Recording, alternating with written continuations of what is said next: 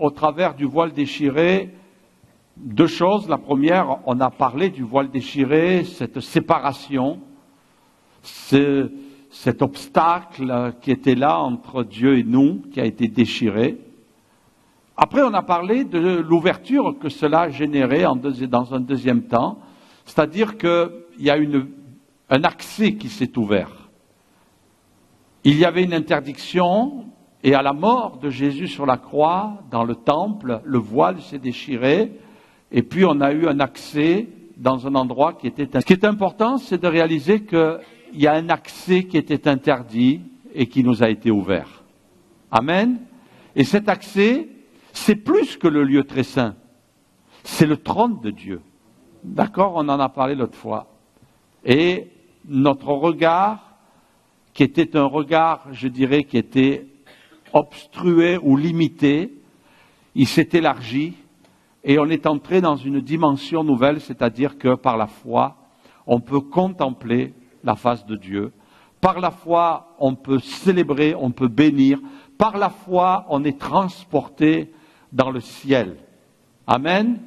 Plus de séparation entre le ciel et la terre, c'est ce que nous indique ce voile déchiré. Et ce matin, j'aimerais partager avec vous un sujet qui va nous amener à une réflexion qui est assez, peut-être qui nous paraît un petit peu assez surprenante, mais c'est que quand le voile s'est déchiré, le regard de Dieu a pu entrer aussi dans une dimension dans laquelle il n'était pas entré.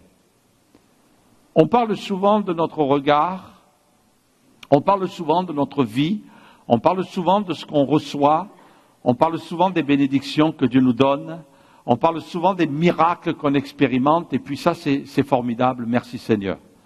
Mais ce matin, j'aimerais parler de ce qu'on apporte à Dieu, ce que Dieu va recevoir, les bénédictions qui vont découler de notre attitude, de notre vie de tous les jours, de notre marche avec le Seigneur, et qui vont réjouir pleinement le cœur de Dieu. J'aimerais parler ce matin de ce regard finalement que Dieu a pu aussi prolonger parce que le voile s'est déchiré.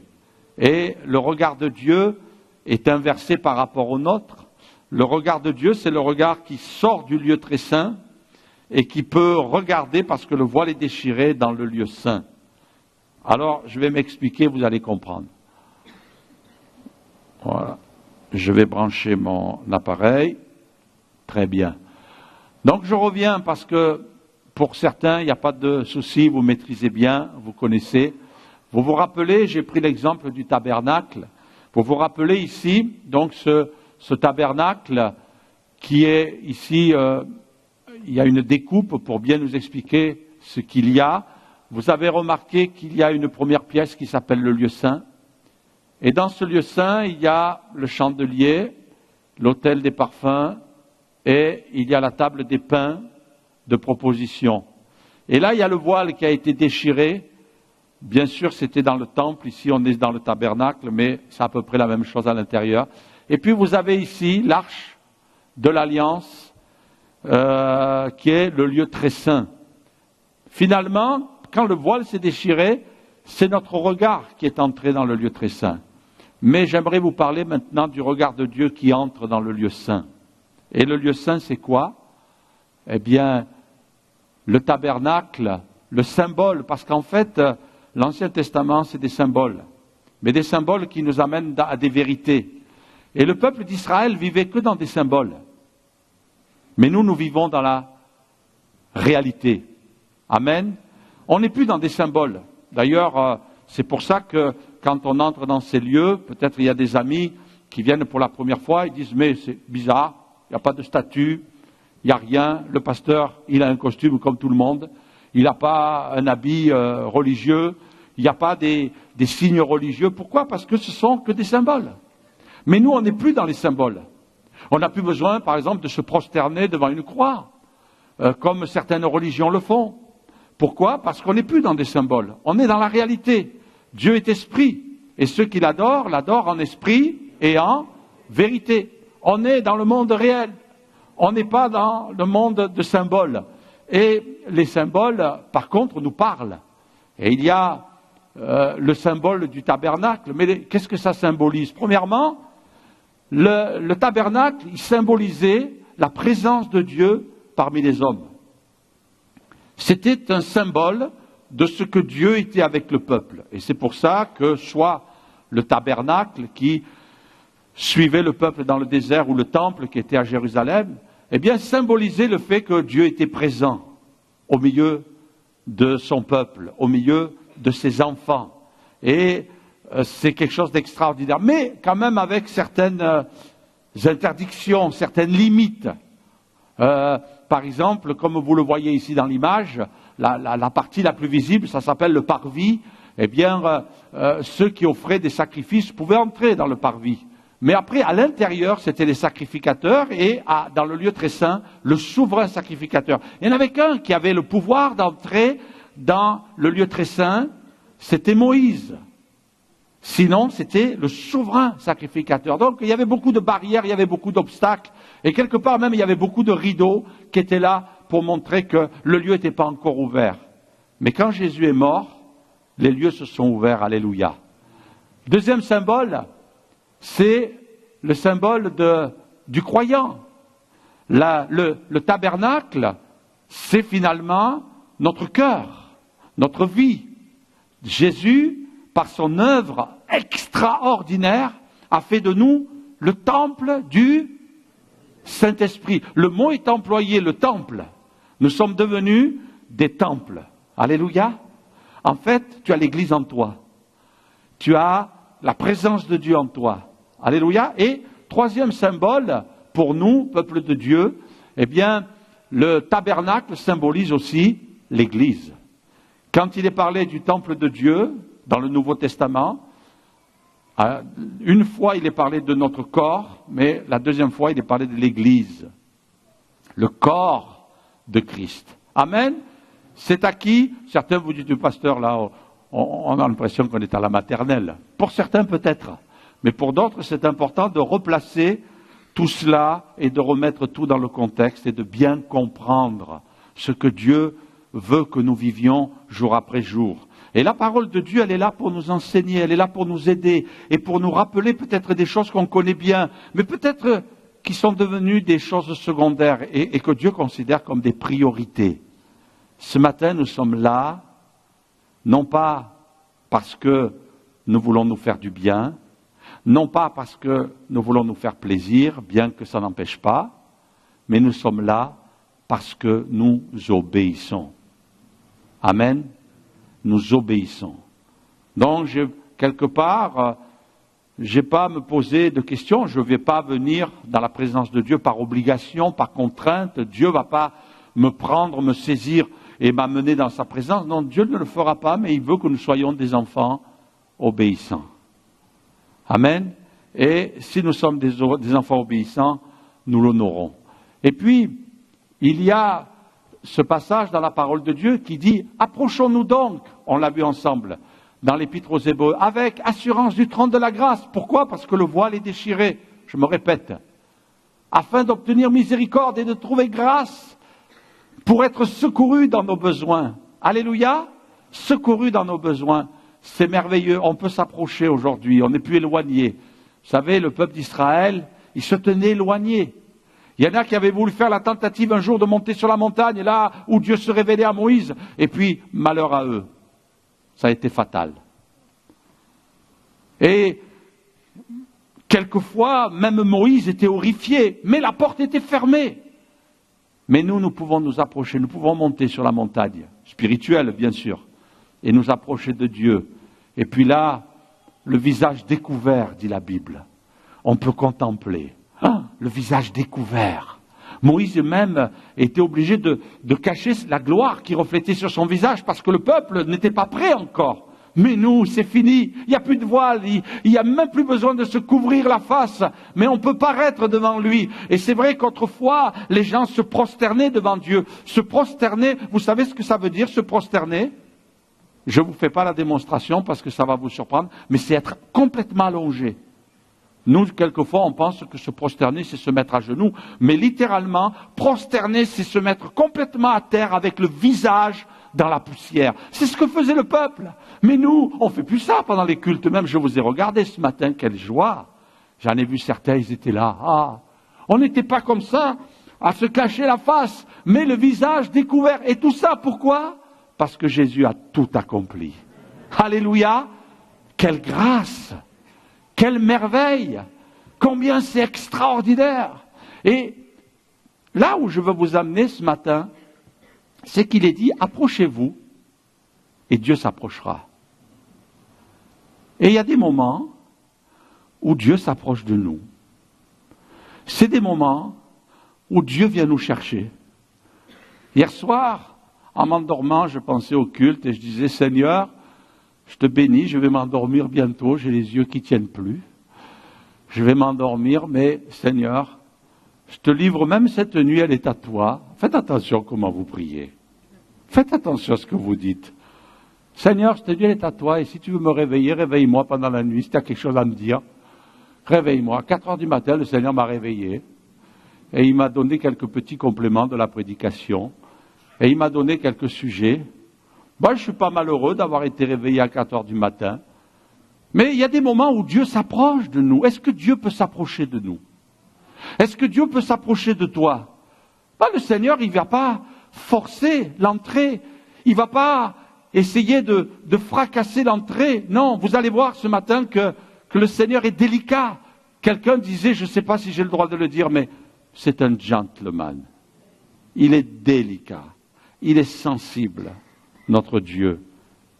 Il est respectueux. Il n'y en a qu'un qui ne respecte pas. C'est le diable. Lui, il défonce.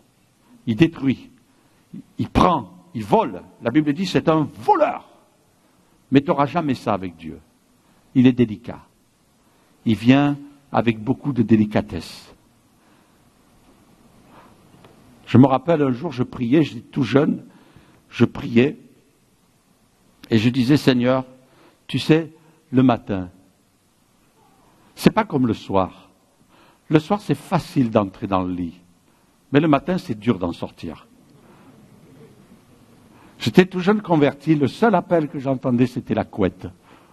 Viens me rejoindre. Et je me rappelle, un jour, j'ai prié, je dis, Seigneur, tu vois, j'ai des difficultés à me lever le matin. Force-moi à me lever. Faites attention comment vous priez.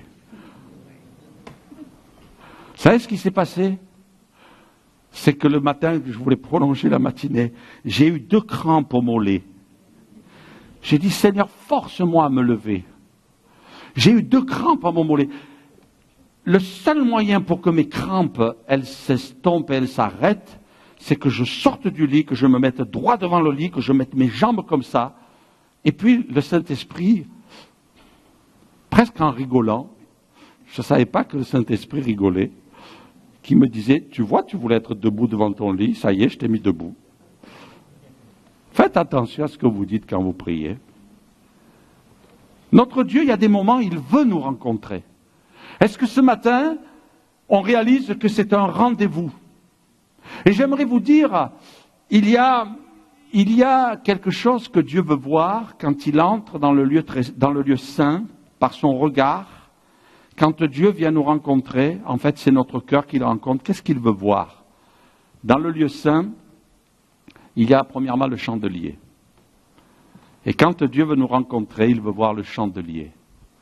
Il y a 3 objets qui sont là. J'étais impressionné quand j'étais en Israël. Moi, je m'imaginais un petit chandelier, vous savez, qu'on mettait sur une table. Waouh, j'étais impressionné. C'était un chandelier, il faisait presque ma hauteur. Hein? Et c'est vrai, finalement, bon, on n'a pas la mesure, on l'a pas. C'est pas la peine de chercher, il n'y en a pas. Par contre, on sait certaines choses, c'est qu'il pesait à peu près 45 kilos d'or. Pas mal, hein? 45 kilos d'or. On sait qu'il était d'or pur. On sait qu'il était d'or battu. Non, ce n'était pas des pièces qui étaient soudées. C'était martelé, et puis on avait donné la configuration d'un chandelier. Et puis, c'était la seule source de lumière. Vous imaginez bien, dans ce lieu, ce lieu très saint, il n'y avait aucune ouverture, il n'y avait aucune fenêtre, c'était des rideaux aussi sur les entrées, où le lieu très saint, c'était le seul endroit, c'était la seule source de lumière. Et puis, l'huile qu'on mettait à l'intérieur, c'était de l'huile d'olive pure broyée. C'était pas comme l'huile du parfumeur, par exemple, qui avait une composition, non. Là, c'était de l'huile pure d'olive. Et ça nous parle finalement de Jésus. Jésus, cet or battu nous parle de la croix, l'or nous parle de la divinité, la source de lumière, on va en parler dans quelques instants, et puis l'huile nous parle aussi de Gethsémanée, nous parle du Saint-Esprit. Le Gethsémanée, c'est le pressoir à huile, c'était le jardin des oliviers, et ça nous parle de Jésus. En fait, ce que Dieu veut voir en premier dans notre vie, c'est pas une religion. C'est pas une adhésion à un mouvement. C'est même pas l'appartenance à une église. La première des choses que Dieu veut voir, c'est Jésus dans notre vie. Amen. Jésus dans notre vie, Jésus dans notre cœur. Jésus, notre source lumineuse. Jésus, cette seule lumière dans notre vie, c'est lui qui doit être là. C'est Jésus lui-même qui l'a dit, Jésus leur parla et dit, je suis la lumière du monde. Je suis la lumière. C'est notre lumière, Jésus. C'est celui qui éclaire notre vie. C'est celui qui illumine notre vie. Et il est dit aussi, celui qui me suit ne marchera pas dans les ténèbres, mais il aura la lumière de la vie. Et tout passe par là. On sait que c'est en Jésus que tout s'éclaire, que tout s'illumine, que tout devient compréhensif. Pour certains d'entre nous, on avait côtoyé plus ou moins une religion. Peut-être même que certains ont cherché Dieu. Il y a même certains qui ont lu la Bible et qui ne comprenaient rien. Comme le dit l'apôtre Paul, un voile est jeté sur l'esprit de ceux qui lisent. Même l'Ancien Testament. Comprend pas. Mais en Christ, tout s'éclaire. Tout devient compréhensif. Ça ne veut pas dire qu'on comprend parfaitement la Bible, mais on comprend ce qui est nécessaire qu'il soit compris par rapport à notre besoin spirituel. Et l'apôtre Paul va nous amener à comprendre qu'il y a des moments dans notre vie spirituelle, démarrage, c'est du lait spirituel. Et puis plus tard, c'est de la nourriture solide. Parce que la manière dont on évolue dans la vie chrétienne, eh bien, on a des besoins qui sont différents. Et au fur et à mesure que tu vas grandir, tu vas avoir les nutriments, tu vas avoir les aliments qui correspondent à ton besoin. Mais c'est là ta source de lumière. Tout s'éclaire en Jésus. Et nous devons saisir cela. Et ce qu'il y a d'extraordinaire, c'est qu'au contact de Jésus, nous devenons nous aussi des lumières. Tu pourrais dire à ton voisin, t'as pas l'air, mais t'es une lumière. T'as pas l'air, mais t'es une lumière. Non, chacun d'entre nous, on peut dire oui, je suis une lumière en Jésus. Alléluia. On n'est peut-être pas au siècle des Lumières parce que on n'a pas cette capacité, mais en Jésus, nous sommes quand même une lumière. Jésus va dire aussi, vous êtes la lumière du monde. Une ville située sur une montagne ne peut être cachée. On n'allume pas une lampe pour la mettre sous le boisseau, mais on la met sur le chandelier. Et elle éclaire tous ceux qui sont dans la maison. Que votre lumière luise ainsi devant les hommes, afin qu'ils voient vos bonnes œuvres et qu'ils glorifient votre Père qui est dans les cieux. Alléluia. Nous sommes là et quelquefois on gêne parce que ceux qui sont dans la nuit et qu'un chrétien arrive, eh bien ça les gêne. Ça les gêne. Je me rappelle avoir lu l'histoire à l'époque des réveils en Angleterre, lorsque Finney prenait le train et qu'il rentrait dans un compartiment, il y avait une telle action de Dieu dans le pays, il y avait une telle visitation du Saint-Esprit, qu'il rentrait dans un compartiment Et il y avait là des gens qui étaient, vous savez, c'était pas les trains qu'on a aujourd'hui comme le corail, c'était des compartiments qui étaient dans les wagons. Donc il y avait dans ce compartiment 4, 5, 6 personnes. Et donc lui s'est installé, il a pris place. Et puis là, il est resté silencieux, dans un esprit de méditation, de prière, je ne sais. Mais à un moment donné, les gens qui étaient autour de lui, ils sont tombés à genoux, ils se sont mis à pleurer et à confesser leurs péchés devant Dieu. Waouh! On aimerait bien que ça nous arrive, hein? Mais c'était une action puissante du Saint-Esprit, une période de réveil. Parce que pendant les périodes de réveil, il se passe des choses qui sont en rapport avec le réveil. Mais on n'est peut-être pas dans une période de réveil. Mais il y a des moments, on se demande, on se dit, mais pourquoi je gêne là? Quelqu'un me disait que quand il prenait sa pause, eh bien, il y a des gens, ils ne voulaient pas prendre la pause avec lui. Il y a des gens, vous ne savez pas pourquoi ils ne vous invitent pas. Il y a des gens, ils vous regardent, je ne sais pas si ça vous est déjà arrivé, mais ils disent, je ne sais pas pourquoi, mais je ne t'aime pas. Bon, ben, tu n'es pas obligé, on ne va pas se marier, hein. Ma femme, ça suffit, hein. Mais on ne sait pas pourquoi. Et des fois, il y a des chrétiens, ils sont attristés. Ils sont attristés. C'est vrai que moi, ça m'a attristé au départ, de savoir que j'étais mis de côté, que je n'étais pas apprécié. Mais maintenant, je m'en réjouis. Parce que je me dis, il y a sûrement une raison. C'est parce que je les dérange. Parce que les gens qui vivent dans la nuit, ils n'aiment pas la lumière. Parce qu'ils ont choisi les ténèbres. Pourquoi Jésus a-t-il été rejeté? Pourquoi Jésus a-t-il été repoussé? Parce qu'il était la lumière. Et si tu veux obéir, si tu veux marcher avec le Seigneur, il y a peut-être un entourage qui ne va pas t'apprécier. Il y a peut-être des gens qui ne vont pas t'aimer. Il y a peut-être des fréquentations que tu n'auras plus. Et beaucoup, vous savez que lorsque vous vous êtes convertis, il y avait des gens que vous fréquentiez, eh bien, qui vous ont abandonné. Et peut-être même des membres de votre famille qui vous ont rejeté. Alors bien sûr, ils prétextent en disant « Oh, il est tombé dans une secte ». Bah ouais, allez, ça c'est la phrase qui vont sortir « Il est tombé dans une secte ». Ah, voilà, ils sont contents, ils ont sorti leur phrase. Mais, quelque part, on les dérange. Et c'est l'inverse qui n'est pas bon. On ne va pas déranger pour déranger, mais si dans le monde dans lequel on est, le monde nous ressent bien, c'est peut-être parce que la lumière, elle commence à s'éteindre. C'est peut-être qu'il commence à manquer d'huile. Et il faut réfléchir par rapport à ça. Parce que Dieu, quand il porte ses regards sur notre vie, il veut voir si le chandelier est bien allumé. Et vous vous rappelez l'histoire dans l'Apocalypse de cette église à qui le Seigneur dira, si tu ne te repens pas, j'ôterai ton chandelier de sa place. C'est-à-dire, je vais me retirer de toi. Je vais enlever ma présence.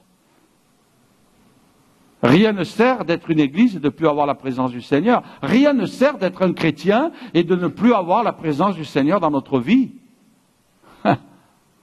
C'est pas vrai?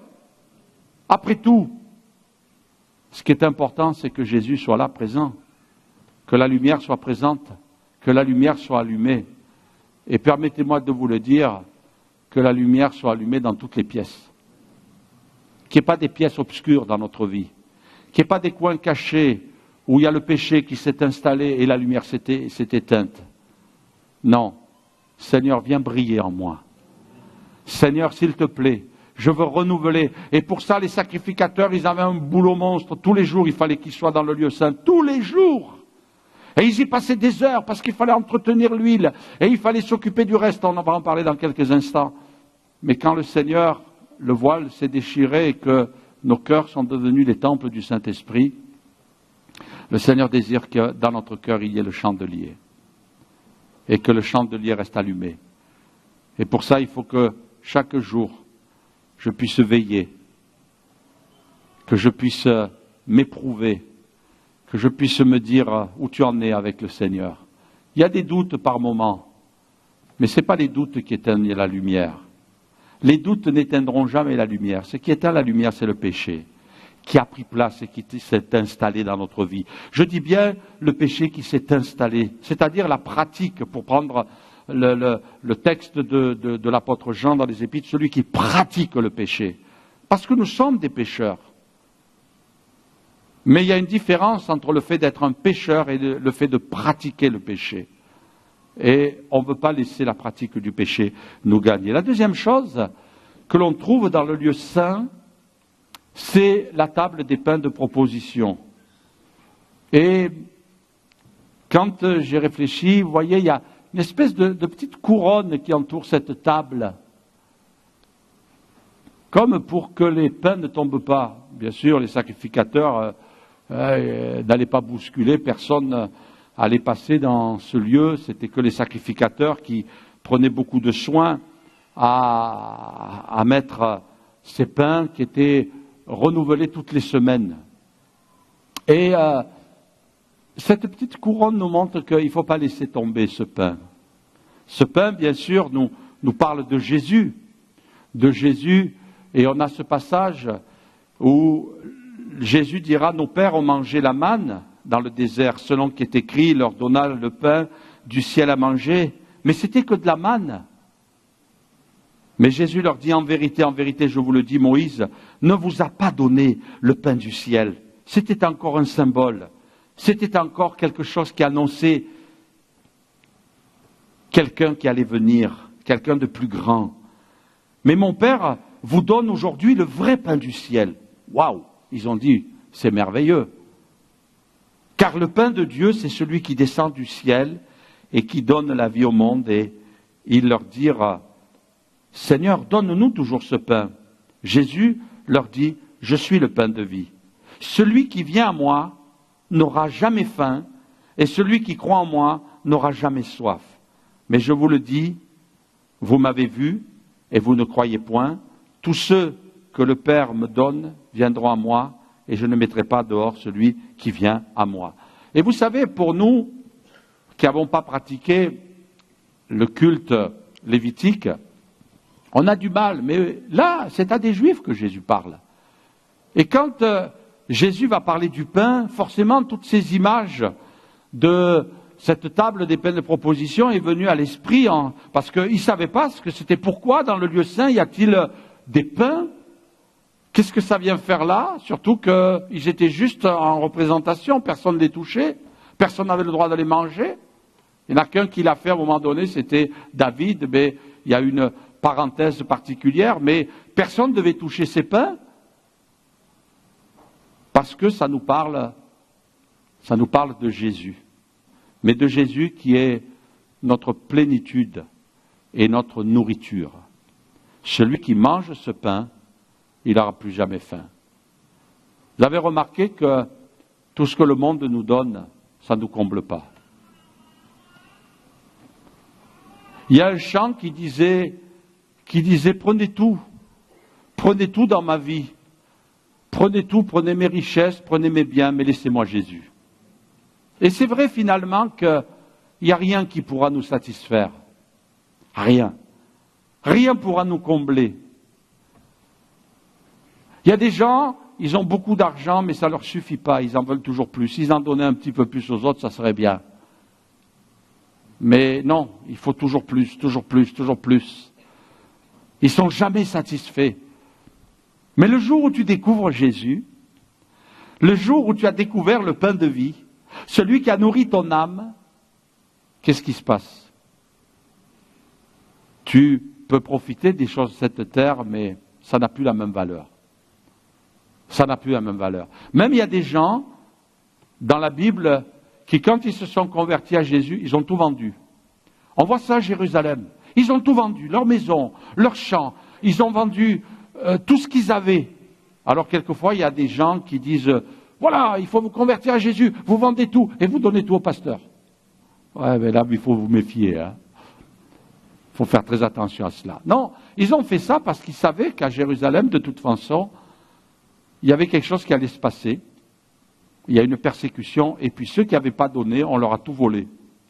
Alors heureusement que le Saint-Esprit avait bien inspiré ceux qui ont tout vendu. Comme ça, ils n'ont rien perdu, on leur a rien volé. Mais dans tous les cas, ils avaient vraiment compris que les choses de cette terre ne pouvaient pas les satisfaire. Il n'y a rien qui pourra te satisfaire ici-bas. Rien. Tu pourras avoir la meilleure profession, tant mieux. Tu pourras avoir la meilleure épouse, tant mieux. Le meilleur mari, formidable. Tu auras peut-être des revenus extraordinaires, mais ce n'est pas ça qui va combler ta vie. Ce qui peut te combler, c'est que, étant devenu chrétien, ta véritable nourriture, c'est Jésus. C'est de marcher avec lui. Et ce matin, j'ai voulu justement partager ça avec vous. J'aime beaucoup ce passage où Jésus leur a dit « J'ai désiré vivement manger cette Pâque avec vous avant de souffrir, car je vous le dis, je ne la mangerai plus jusqu'à ce qu'elle soit accomplie dans le royaume de Dieu. » La Pâque, la Sainte Seine, le jour où Jésus a institué la Sainte Seine, et Jésus va dire « J'ai désiré vivement manger ». Il y a ce moment où Jésus, on sent qu'il est en contact avec ses disciples. Et chaque fois que nous prenons la Sainte Seine, il y a dans le cœur de Dieu ce désir. Et ça, quelquefois, on ne le saisit pas, on ne le comprend pas. On est là au culte le dimanche matin, c'est déjà bien d'être au culte. Parce que de plus en plus, je vois s'installer dans des églises des gens qui, pour un oui, pour un non, ne viennent pas. Il y a même des gens, quelquefois, je les vois venir juste parce qu'ils font un service dans l'église et puis on ne les revoit plus. C'est grave. Parce que le service est plus important que cette communion avec le Seigneur, cette relation avec le Seigneur. Et il y a un petit décalage, il y a un petit problème dans ma vie chrétienne là. Parce que quand nous prenons la Sainte Seine le dimanche matin, le Seigneur est présent parmi nous et il y a une passion dans son cœur. Il y a un désir de nous rencontrer, il y a ce désir de venir en contact avec nous. Nous, on a du mal quelquefois dans notre petit esprit à comprendre les tenants et les aboutissants de ce que représente véritablement la Sainte Seine. Mais le Seigneur dit, je vais prendre un repas avec mon peuple. Je vais prendre un repas avec mes enfants. Et c'est pour cela que c'est Jésus qui l'a institué. On aurait pu voir les choses se mettre en place après. Non, il fallait que Jésus soit présent à la table avec les 12. Et quand nous prenons la Sainte Seine, le Seigneur, par son esprit, il est présent avec nous. J'ai désiré vivement. Il y a ce vif désir dans le cœur de notre Dieu de prendre ce repas avec nous. Il y a cet exemple aussi que vous connaissez, les disciples d'Emmaüs. Ils étaient à Jérusalem. Ils sont 2. Il y en a même certains qui ont vu un couple. J'ai lu ça il n'y a pas très longtemps. Dans ces 2 disciples, il y a certains qui ont vu un couple. Pourquoi pas? J'ai essayé de contrecarrer cette version, mais j'y suis pas arrivé.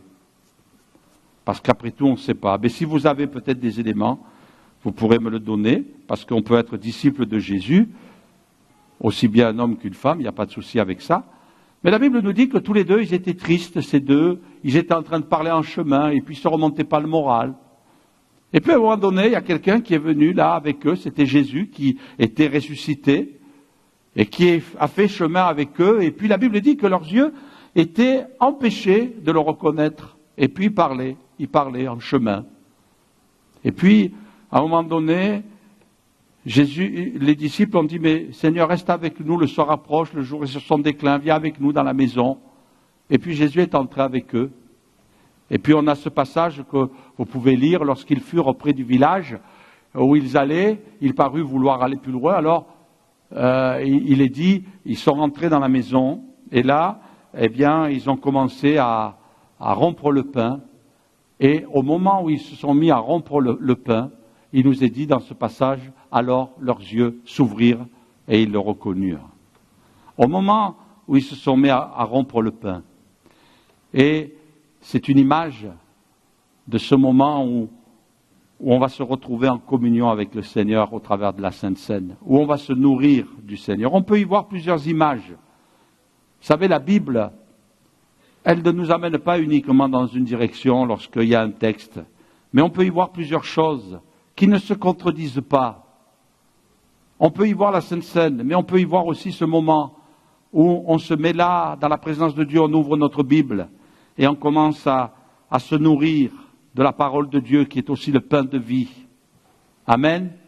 Cette parole qui est cette nourriture. L'homme ne vivra pas de pain seulement, mais de toute parole qui sort de la bouche de Dieu. Alléluia. Et ce moment où on va se nourrir. Il y a tellement de chrétiens affamés. Mais le Seigneur nous a tout donné. Et quand ils ont entendu le Seigneur, Jésus leur parlait aussi, ce moment où il y a eu un échange, parce qu'il leur expliquait les Écritures pendant qu'ils étaient en chemin. Et puis, qu'est-ce qu'ils ont dit? Notre cœur ne brûlait-il pas au-dedans de nous lorsqu'il nous expliquait les Écritures? Alléluia. Notre cœur ne brûlait-il pas au-dedans de nous lorsqu'il nous expliquait l'Écriture?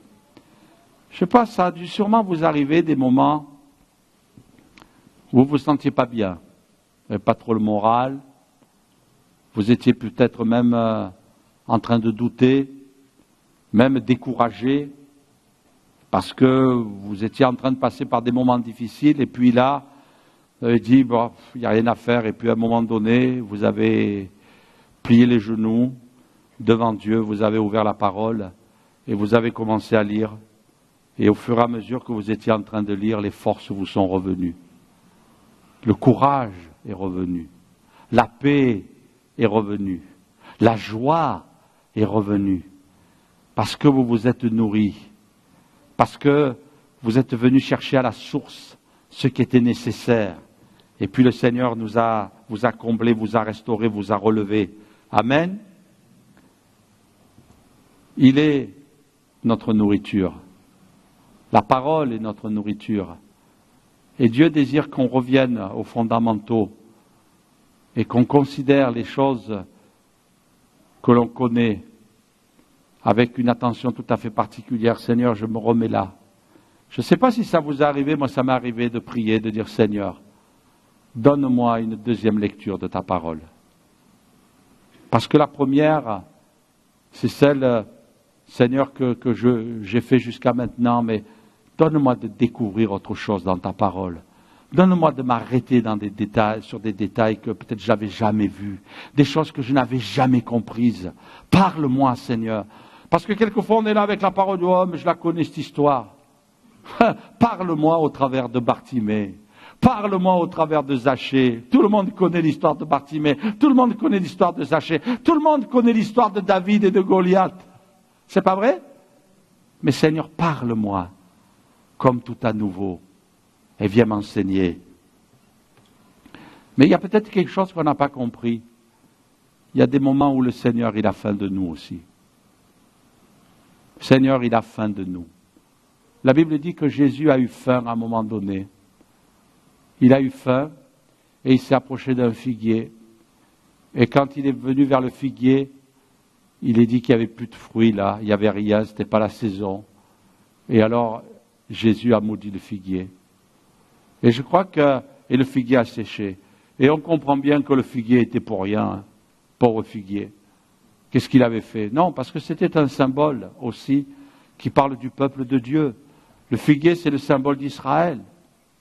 Et Israël portait plus de fruits. Ils avaient l'apparence. Ils donnaient l'impression d'être vivants, mais ils étaient morts. Et on voit même ça aussi dans la parole de Dieu. Dans l'Apocalypse, cette église qui a l'apparence d'avoir la vie, mais elle est morte. Et je crois que le Seigneur nous invite à faire attention aussi, à ne pas donner plus d'importance à l'apparence que ce qu'il y a à l'intérieur de notre vie. Je ne dois pas avoir l'apparence de la piété, parce que c'est un problème qui affecte la fin des temps. Mais je dois avoir la vie à l'intérieur. Je dois être un chrétien authentique, véridique. Mais Jésus a faim. Il y a des moments où le Seigneur veut prendre quelque chose avec nous. Et on a aussi ce passage de la parole où le Seigneur dira, voici, je me tiens à la porte, je frappe, si quelqu'un entend ma voix et ouvre la porte, j'entrerai chez lui, et il ne dit pas je vais lui amener le repas. Non, je vais souper avec lui. Je vais manger avec lui. Il va y avoir un moment d'échange, un moment d'intimité, un moment où on va être bien ensemble. Et il y a ce moment où le Seigneur veut vraiment prendre le repas avec nous. Et ce matin, il y a cette attente du Seigneur qui est là en train de, j'allais prendre cette image de trépigner et dire, ah, chouette, ce matin je vais rencontrer mon peuple. Ce matin je vais rencontrer mes enfants. Ce matin je vais rencontrer ceux que j'ai sauvés et je vais prendre le repas avec eux. Amen. La vie chrétienne, c'est une vie d'obéissance. Et j'ai besoin de réaliser combien c'est important de venir dans la présence de Dieu et de ne pas être négligent. Ne pas dire, oh ben c'est quand je veux, comme je veux et quand j'ai envie. C'est pas ça la vie chrétienne. Ça c'est la vie religieuse. Mais la véritable vie de l'enfant de Dieu, c'est quelqu'un qui sait combien il y a de l'importance dans ce rendez-vous ce matin. Amen. Combien il y a de l'importance. Et puis, je termine avec le dernier objet qui est là, c'est l'autel des parfums. Ah, l'autel des parfums. Et la Bible nous donne aussi quelques explications à ce sujet. C'est un autel sur lequel il y avait le feu, bien sûr, et puis comme vous le voyez, il y avait une grille et on faisait brûler des parfums, et ces parfums faisaient monter une bonne odeur. Ça devait sentir bon dans le lieu saint. Et le Seigneur aime quand dans notre cœur ça sent bon. Et il est écrit que nous sommes en effet pour Dieu le parfum de Christ, parce que l'autel c'est la croix, c'est Jésus, mais nous sommes le parfum qui est dessus. Et quand il y a ce moment où le feu passe, eh bien, il y a la bonne odeur qui se dégage, le moment où on est comme une offrande, un don, comme on s'offre à Dieu. Ce matin, on est venu pour offrir, on n'est pas venu pour prendre. La première des choses, et c'est pour ça que je disais tout à l'heure, on est dans un schéma d'obéissance quand on vient au culte. On ne vient pas pour demander, on ne vient pas pour recevoir en premier lieu, mais on vient pour donner. Tu es venu pour donner, tu es venu pour offrir. Et puis quand tu offres, ça ressemble à du parfum. Nous sommes en effet pour Dieu le parfum de Christ parmi ceux qui sont sauvés, parmi ceux qui périssent.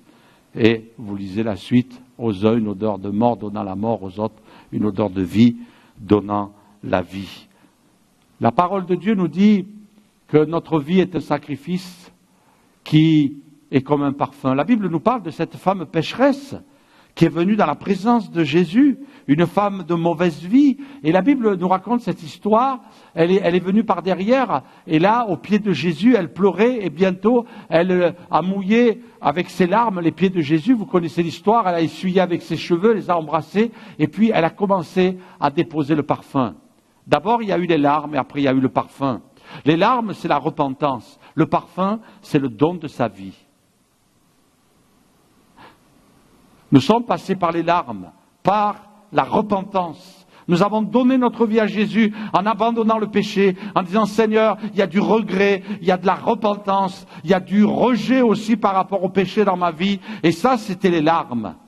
Et il y a le moment où on a dit à Jésus, je te donne ma vie.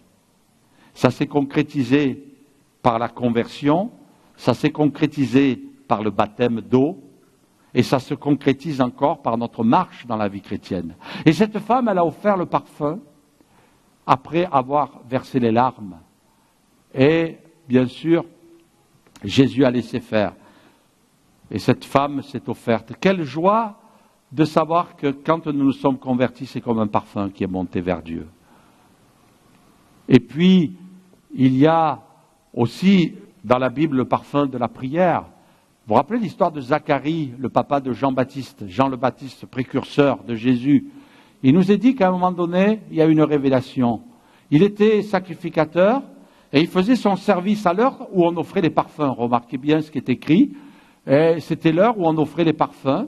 Et quand il était dans le lieu saint, qu'on a vu, Alors un ange lui est apparu, et il se tint debout à la droite de l'autel des parfums, parce que c'était là qu'était Zacharie, mais parce que c'est un symbole aussi.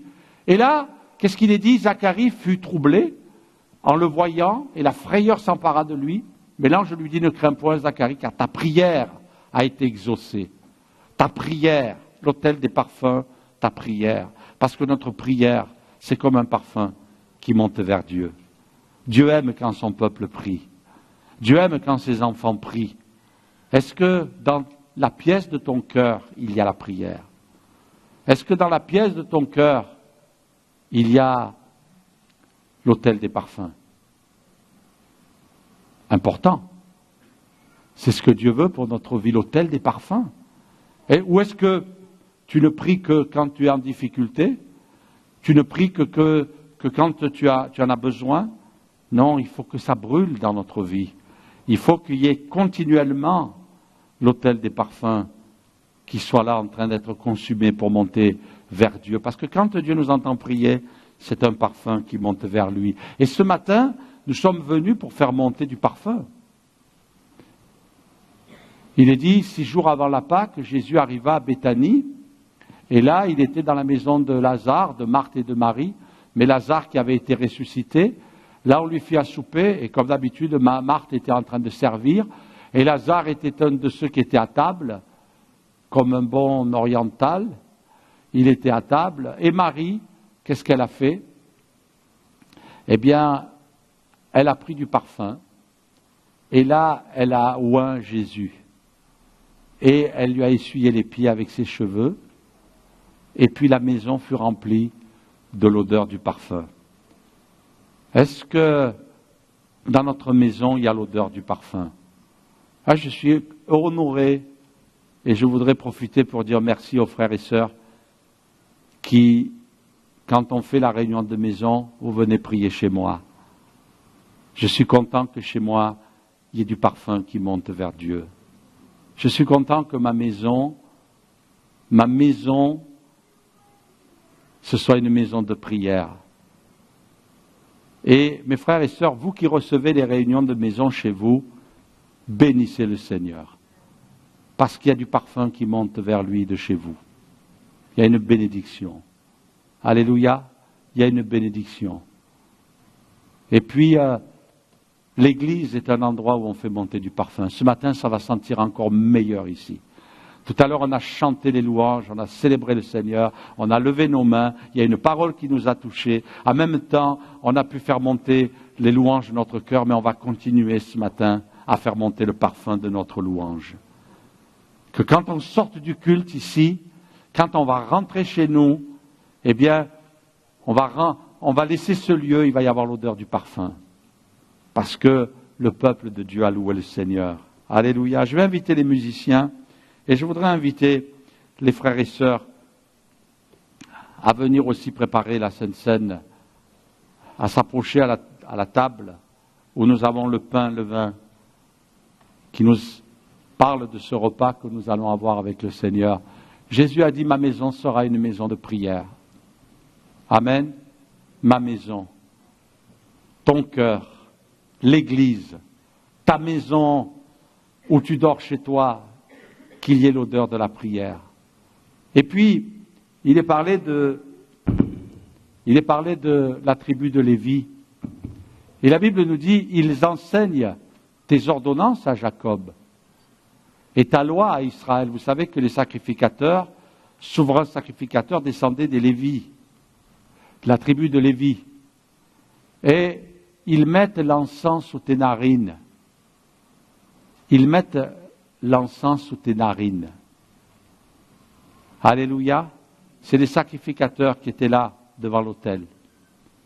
Et ce matin, nous, on n'est pas devant un autel parce que c'était des symboles qui nous parlent de la réalité. Nous sommes dans la réalité. Même ces symboles n'étaient pas suffisants. Tous ces symboles qu'on a soulignés là n'étaient qu'une représentation de ce qui allait se mettre en place en Jésus. Quand Dieu regarde à travers le voile déchiré, il voit notre cœur. Mais moi, je ne veux pas que mon cœur soit une pièce vide. Je ne veux pas que ce soit un figuier stérile, vide, sans fruits. Je ne veux pas que lorsque Dieu va chercher à se rencontrer avec moi et qu'il vient près de ma vie et il dit « Hein, mon gars, moi, je suis sur le trône et là maintenant je vois à travers le voile, je vois dans le lieu saint, mais il n'y a rien, il n'y a que du vide. » Pourtant au départ, tu as veillé à ce qu'il y ait le chandelier, la présence de Jésus qui brille, qui illumine, qui éclaire. Tu as veillé à ce qu'il y ait ces temps de partage, ces moments où il y a le pain là qui est là.